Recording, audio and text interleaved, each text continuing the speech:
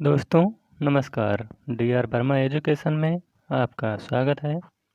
आज है 11 तारीख, तो हम 10 और 11 तारीख का जितना भी करंट अफेयर बनता है मैं उनको लेकर आया हूँ। तो चलिए शुरू करते हैं। पहला पॉइंट, अनुराग ठाकुर हिमाचल प्रदेश में वाटर स्पोर्ट्स सेंटर का उद्घाटन किया। तो अभी हाल ही में केंद्रीय मंत्री अनुराग ठाकुर ने 9 अक्टूबर 2022 को हिमाचल प्रदेश के बिलासपुर में वाटर स्पोर्ट्स सेंटर का उद्घाटन किया। यह रोइंग, कैनोइंग और कयाकिंग जैसे वाटर स्पोर्ट में एथलीटों को प्रशिक्षण देने के लिए समर्पित होगा। हिमाचल प्रदेश में इस तरह का पहला वाटर स्पोर्ट्स सेंटर भारतीय खेल प्राधिकरण और राष्ट्रीय ताप विद्युत निगम द्वारा संयुक्त रूप से शुरू किया गया है। अगला पॉइंट है, श्रीहरि नटराज पुरुषों की 100 मीटर फ्री स्टाइल तैराकी में स्वर्ण पदक जीता। तो अभी हाल ही में गुजरात में आयोजित 36वें राष्ट्रीय खेलों में टोक्यो ओलंपियन श्रीहरि नटराज ने पुरुषों की 100 मीटर फ्री स्टाइल तैराकी स्पर्धा में अपना छठा स्वर्ण पदक जीता। उन्होंने अपनी पदक तालिका में एक और पदक जोड़ते हुए 50.41 सेकंड में स्पर्धा जीतकर एक नया राष्ट्रीय खेल रिकॉर्ड बनाया। यह 2022 के राष्ट्रीय खेलों में श्रीहरि नटराज का फ्री स्टाइल तैराकी स्पर्धाओं में दूसरा स्वर्ण पदक था। एस.पी. लिखित ने पुरुषों की 100 मीटर ब्रेस्ट स्ट्रोक स्पर्धा जीती। अगला पॉइंट है, नोवाक जोकोविच 90वां एटीपी खिताब जीता। तो अभी हाल ही में नोवाक जोकोविच ने 10 अक्टूबर 2022 को कजाकिस्तान में आस्ताना ओपन के फाइनल में फानोस सितसिपास पर स्ट्रेट सेट में जीत दर्ज करने के बाद अपना 90वां एटीपी खिताब जीता। 21 बार के ग्रैंड स्लैम चैंपियन ने अपने ग्रीक प्रतिद्वंदी को 6-3, 6-4 से हराया। यह उनका इस साल का चौथा खिताब था। पुरुष युगल शिखर सम्मेलन में निकोला मैक्टिक और मेट पाविक ने सीजन के अपने 5वें टूर स्तरीय खिताब जीते। अगला पॉइंट है, हर्षदा गरुड़ एशियाई भारोत्तोलन चैंपियनशिप 2022 में कांस्य पदक जीता। तो अभी हाल ही में भारतीय भारोत्तोलक हर्षदा गरुड़ ने 8 अक्टूबर 2022 को मनामा बहरीन में एशियाई भारोत्तोलन चैंपियनशिप 2022 में महिलाओं के 45 किलोग्राम वर्ग में कांस्य पदक जीता। हर्षदा ने स्नैच में 68 किलोग्राम और क्लीन एंड जर्क में 84 किलोग्राम भार उठाकर कुल 152 किलोग्राम वजन उठाया। एशियाई भारोत्तोलन चैंपियनशिप 2022 में 30 देशों के 187 एथलीट भाग ले रहे हैं, जिसका समापन 16 अक्टूबर को बहरीन में होगा। अगला पॉइंट है, शिखा चौहान 36वें राष्ट्रीय खेलों में स्वर्ण पदक जीता। तो अभी हाल ही में 36वें राष्ट्रीय खेलों में मध्य प्रदेश की शिखा चौहान ने 10 अक्टूबर 2022 को महिला कयाक स्पर्धा में स्वर्ण पदक जीता। जम्मू कश्मीर के विलायत हुसैन ने canoe slalom men's kayak event में रजत पदक जीता। सर्विसेज 51 स्वर्ण पदक सहित 113 पदक जीतकर तालिका में सबसे ऊपर है।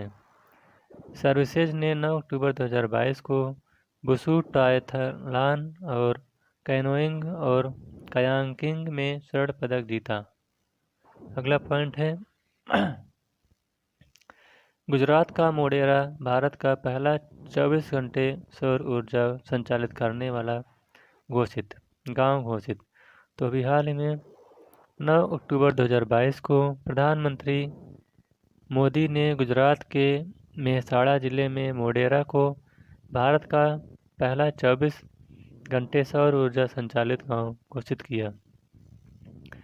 गांव में बिजली पैदा करने के लिए एक ground mountain solar power plant और घरों पर 1300 से अधिक रूफटॉप सोलर सिस्टम लगाए गए हैं।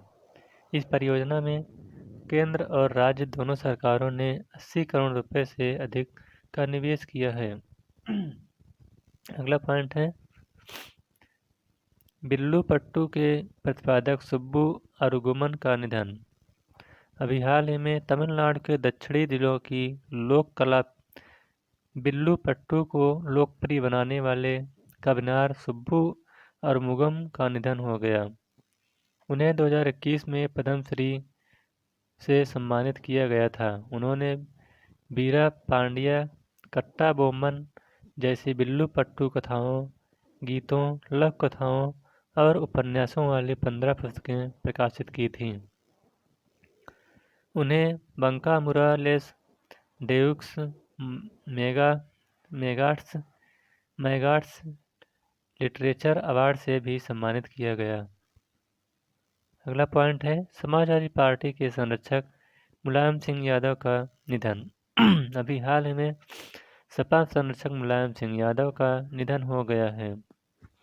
वह 82 साल के थे। वह पिछले काफ़ी समय से बीमार चल रहे थे। उन्होंने गुरुग्राम के वेदांता अस्पताल में आखिरी सांस ली। यूपी में 3 दिन का राजकीय शोक घोषित कर दिया गया है।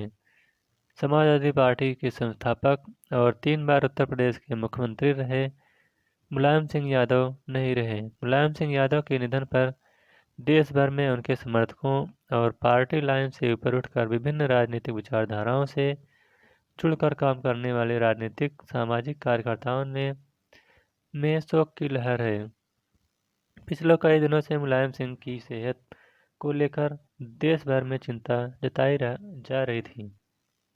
अगला पॉइंट है HDFC life insurance India campaign शुरू किया। तो अभी हाल ही में HDFC लाइफ इंश्योरेंस ने इंश्योर इंडिया अभियान शुरू किया है, जिसका उद्देश्य उत्पाद श्रेणी के रूप में जीवन बीमा के लाभों पर भारतीयों को शिक्षित करना है। HDFC लाइफ भारत में अग्रणी जीवन बीमा कंपनियों में से एक है और पिछले 3 वर्षों में HDFC ने वितरण भागीदारी के कई विशाल नेटवर्क के साथ जीवन बीमा जागरूकता अभियान को एक विशेष संपत्ति के रूप में स्थापित किया है। इंश्योर इंडिया अभियान HDFC द्वारा शुरू किए गए जागरूकता कार्यक्रमों की श्रृंखला का नवीनतम जोड़ है। अभियान का उद्देश्य भारतीयों को जीवन बीमा के बारे में शिक्षित करना और उन्हें अपना भविष्य सुरक्षित करने के लिए प्रेरित करना है। HDFC लाइफ का मानना है कि इंश्योर इंडिया व्यक्तियों को वित्तीय स्वतंत्रता की दिशा में पहला कदम उठाने में सक्षम बनाने में महत्वपूर्ण भूमिका निभाएगा। अगला पॉइंट है बेन बर्नान के डगलस डायमंड और फिलिप डायबाबिगो को अर्थशास्त्र का नोबेल पुरस्कार। तो अभी हाल ही में इस साल बेन एस बर्नान के डगलस डब्ल्यू डायमंड और फिलिप एच डायबागिगो को बैंकों और वित्तीय संकटों पर शोध के लिए अर्थशास्त्र में नोबेल पुरस्कार प्रदान किया जाएगा। समिति ने कहा है कि तीनों पुरस्कार विजेताओं ने विशेष रूप से वित्तीय संकट के दौरान अर्थव्यवस्था में बैंकों की भूमिका के बारे में समझ में काफ़ी सुधार किया है। उनके शोध में एक महत्वपूर्ण खोज यह है कि बैंक के पतन से बचना क्यों महत्वपूर्ण है। अर्थशास्त्र में नोबेल पुरस्कार जीतने वाले को 1 करोड़ स्वीडिश क्रोनर लगभग 9 लाख अमेरिकी डॉलर का नगद पुरस्कार दिया जाता है। यह पुरस्कार 10 दिसंबर को विजेताओं को दिए जाएंगे। अगला पॉइंट है शिखा चौहान 36वें राष्ट्रीय खेलों में स्वर्ण पदक जीता। अगला पॉइंट है MS धोनी भारत में बना कैमरा ड्रोन लॉन्च किया। तो अभी हाल ही में भारतीय टीम के पूर्व कप्तान महेंद्र सिंह धोनी ने made in India camera drone launch किया है। इनका नाम धोनी ड्रोनी रखा गया है। इसमें कई एडवांस फीचर दिए गए हैं। इसे गरुड़ा एरोस्पेस ने मैन्युफैक्चर किया है। कंपनी ने ड्रोनी लॉन्च के साथ कंज्यूमर ड्रोन मार्केट में कदम रखा है। रिपोर्ट ने बताया है कि महेंद्र सिंह धोनी ने गरुड़ा एरोस्पेस के ब्रांड एम्बेसडर हैं। कंपनी सोलर पैनल क्लीनिंग, खेत में पेस्टिसाइड स्प्रे करने, इंडस्ट्रियल पाइपलाइन का इंस्पेक्शन, मैपिंग, सर्वे, पब्लिक अनाउंसमेंट और डिलीवरी सर्विस के लिए ड्रोन सेवा उपलब्ध कराएगी। अगला पॉइंट है हरमनप्रीत सिंह और फेलिस एल्बर्स को FIH player of the year चुना गया है। तो अभी हाल में भारत हॉकी में भारत के स्टार डिफेंडर और ड्रैग फ्लिकर हरमनप्रीत सिंह को FIH men's player of the year award से नवाजा गया। उन्होंने लगातार दूसरी बार यह उपलब्धि अपने नाम की है। 36 साल के हरमनप्रीत ऐसा करने वाले दुनिया के सिर्फ चौथे खिलाड़ी हैं। उनसे पहले पुरुषों में नीदरलैंड के तियोन डी न्यूयर, ऑस्ट्रेलिया के जेमी ड्वायर और बेल्जियम के आर्थर वान डोरेन ऐसा कर चुके हैं। इस बीच डच खिलाड़ी फेलिस एल्बर्स को महिला वर्ग में विजेता चुना गया है। हरमनप्रीत को वोटिंग में 29.4 अंक मिले। दूसरे नंबर पर 23.6 अंकों के साथ थीरी ब्रिंकमैन और तीसरे नंबर पर 23.4 अंकों के साथ टॉम बून रहे। अगला पॉइंट है Smriti Mandhana gulf oil lubricates का ब्रांड एम्बेसडर। तो अभी हाल ही में गल्फ ऑयल लुब्रिकेट्स ने भारतीय महिला क्रिकेट टीम की उपकप्तान स्मृति मंधाना को अपना ब्रांड एम्बेसडर बनाया है। यह पहला मौका है जब कोई महिला क्रिकेटर ब्रांड का प्रचार करेगी। भारत की महिला उप कप्तान मौजूदा पुरुष क्रिकेट के दिग्गज हार्दिक पांड्या और पूर्व कप्तान महेंद्र सिंह धोनी को कंपनी के राजदूत के रूप में शामिल करती है। साझेदारी के माध्यम से गल्फ ऑयल ने कहा है कि इसका उद्देश्य भारतीय महिला क्रिकेटरों की उपलब्धियों का सम्मान करते हुए महिला शक्ति का जश्न मनाना और देश में महिला दर्शकों को प्रेरित करना है।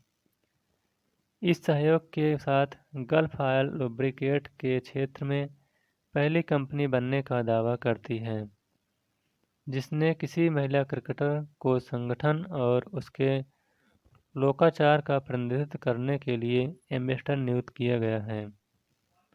अगला पॉइंट है पंकज आडवाणी 25वां विश्व खिताब जीता। तो अभी हाल में बिलियर्ड्स ने भारत के टॉप खिलाड़ी पंकज आडवाणी ने विश्व चैंपियनशिप के फाइनल में हमवतन सौरव कोठारी को 4-0 से हराकर अपने कैरियर का 25वां चैंपियनशिप अपने नाम किया।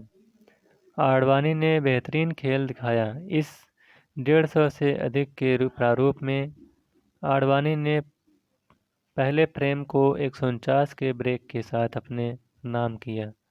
तब तक कोठारी ने खाता भी नहीं खोला था। कोठारी को अपने पहले IBSF विश्व खिताब का इंतजार है। इस बेस्ट ऑफ 7 के फाइनल में आडवाणी ने शुरू से बेहतरीन खेल दिखाकर एक कैलेंडर वर्ष में बिलियर्ड्स का राष्ट्रीय, एशियाई और विश्व खिताब जीतने का 5वीं बार अनूठा कीर्तिमान स्थापित किया। अगला पॉइंट है भारतीय विदेश सेवा दिवस 9 अक्टूबर। तो अभी हाल ही में 9 अक्टूबर 1946 को भारत सरकार ने विदेशों में भारत के राजनयिक, काउंसलर और वाणिज्यिक प्रतिनिधित्व के लिए भारतीय विदेश सेवा की स्थापना की है। IFS दिवस 2022 का विदेश मंत्री एस जयशंकर ने विदेश सेवा काम में काम कर रहे लोगों को बधाई दी। उन्होंने कहा है कि भारतीय विदेश सेवा आने वाले वर्षों में और ताकत से बढ़ेगी और विश्व स्तर पर भारत के हितों को आगे बढ़ाने में मदद करेगी। उन्होंने आगे कहा है कि आने वाले वर्षों में IFS और विकसित होगा, साथ ही एक नए और आत्मविश्वास से भरे भारत को प्रतिबिंबित करेगा। साथ ही यह 2047 के लिए हमारे राष्ट्रीय लक्ष्यों को पूरा करने में मदद करेगा। अगला पॉइंट है विश्व डाक दिवस 9 अक्टूबर। तो अभी हाल ही में विश्व डाक दिवस हर साल 9 अक्टूबर को दुनिया भर में मनाया जाता है। इस दिन का मकसद लोगों और बिजनेस के लिए हर दिन काम आने वाले डाक विभाग की भूमिका के प्रति लोगों को जागरूक करना और सेलिब्रेट करना है। यह दिन वैश्विक, सामाजिक और आर्थिक विकास के डाक के योगदान को बढ़ावा देने के लिए भी मनाया जाता है। पोस्ट दुनिया का सबसे बड़ा लॉजिस्टिक नेटवर्क है। हर साल 150 से अधिक देश विभिन्न तरीकों से विश्व डाक दिवस मनाते हैं। कुछ देशों में विश्व डाक दिवस को अवकाश के रूप में मनाया जाता है। अगला पॉइंट है विश्व मानसिक स्वास्थ्य दिवस 10 अक्टूबर। तो अभी हाल ही में हर साल 10 अक्टूबर को विश्व मानसिक स्वास्थ्य दिवस मनाया जाता है। इसका मकसद यह है कि लोगों के बीच मानसिक दिक्कतों को लेकर जागरूकता फैलाई जा सके।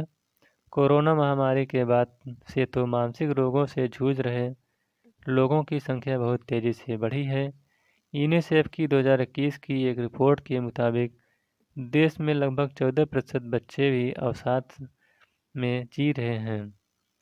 तो इस दिन को इतने बड़े स्तर पर मनाने का केवल और सिर्फ उद्देश्य लोगों के बीच मानसिक सेहत के प्रति जागरूकता फैलाना है। इस साल इस दिन को एक नई थीम के साथ मनाया जाता है। इस साल की थीम है मानसिक स्वास्थ्य और कल्याण को वैश्विक प्राथमिकताएं बनाना। Make mental health and well बिगिन for all a global priority है। तो इस प्रकार से आज का करंट अफेयर समाप्त होता हुआ। अगर यह वीडियो आपको अच्छा लगा हो तो वीडियो को लाइक, शेयर और चैनल को सब्सक्राइब करिएगा। Thank you.